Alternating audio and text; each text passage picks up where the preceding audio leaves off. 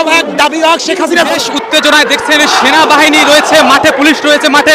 সরকার পদত্যাগের এক দফা দাবিতে কিন্তু চরমনায় পীর দেখছেন, নিজে কিন্তু পায়ে হেঁটে কিন্তু দেখছেন তিনি এগিয়ে যাচ্ছেন। সরকার পতনের ডাক দিয়ে কিন্তু মাঠে নেমেছেন হাজার হাজার তাওহিদি জনতা, ইসলাম প্রেমিকদের মানুষদের নিয়ে ছাত্রদের পক্ষে কিন্তু সরকার পতনের ডাক দিয়েছে। আমরা যদি দেখা যাচ্ছেন পুলিশের পুলিশ রয়েছে দাঁড়িয়ে, তাদের মুখে প্রেস ক্লাবের সামনে দিয়ে কিন্তু এই মুহূর্তে এগিয়ে যাচ্ছে এবং হুজুররা কিন্তু দেখছেন পুলিশদের কিন্তু ডাকছে যে আন্দোলনে আপনারা যোগ দেন, আন্দোলনে যোগ দেন। দেখছেন একাই কিন্তু তিনি এগিয়ে যাচ্ছেন। আসলে আমরা যদি একটু কথা বলার চেষ্টা করি, এই যদি হুজুর আজকে নেমেছেন রাজপথে কিসের দাবিতে, কেন নেমেছেন? এক দাবি শুধু দফা এক দাবি এক শেখ হাসিনার পদত্যাগ, এইটার বিচার চাই এবং এই বিচারের জন্যই শেখ হাসিনার পদত্যাগ ব্যতীত বিচার হবে না। কারণ খুনির বিচার করতে পারে না।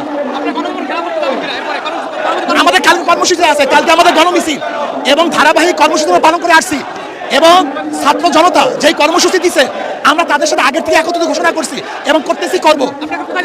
এখন আমরা শাহবাগ যাব না, ছাত্রদের সাথে আমরা আগে আসি।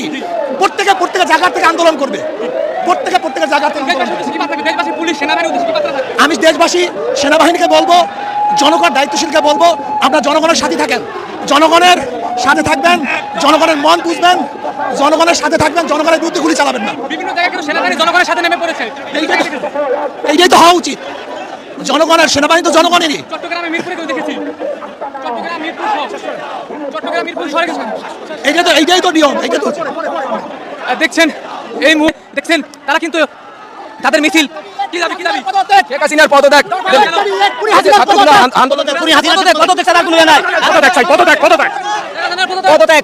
আওয়ামী লীগ সরকারের সরাসরি আমি পদত্যাগ চাই। এই শেখ হাসিনার পদত্যাগ চাই। এই ছাত্র জনতা ভাইদের উপরে যেভাবে গুলি চালাচ্ছে, যেভাবে আমাদের এই দেশের সাধারণ মানুষের উপরে গুলি চালাচ্ছে, আমাদের দেশের দ্রব্য মূল্য ঊর্ধ্বগতির ঊর্ধ্বে উঠে গেছে। এই জন্য আমরা এই সরকারের পদত্যাগ চাই অবিলম্বে, তাড়াতাড়ি। এই দেশের সরকার, এই আওয়ামী লীগ সরকার, খুনি হাসিনা সরকার, এই দেশের যত মন্ত্রী এমপি আছে তাদেরকে নিয়ে দেশ তারক, না হয়তো এই দেশে পদত্যাগ করুন, না হয়তো এই দেশের জনগণ মেনে নেবে না। সারা বাংলার জনগণ গ্রামগঞ্জ থেকে সকলে এই দেশে উপস্থিত হবে। 9-3-6-9 শেখ হাসিনা যাবে কই, 3-6-9 ছাত্র ভাই বোনদের হবে জয়। এই বলে আমি আমার সংক্ষিপ্ত কথা শেষ করছি। আসসালামু আলাইকুম। দেখছেন হুজুরা কিন্তু তারা কিন্তু নেমেছে ছাত্রদের হাতে, তারা কিন্তু পক্ষে নেমেছে ছাত্রদের যে আন্দোলন, সেই আন্দোলনের সাথে বিজয় কিন্তু বিজয় নিয়ে কিন্তু দেখেছেন তারা কিন্তু যারা আমাদের সাথে যুক্ত রয়েছেন লাইভটি শেয়ার করবেন, সাথে থাকবেন, সাবস্ক্রাইব করবেন।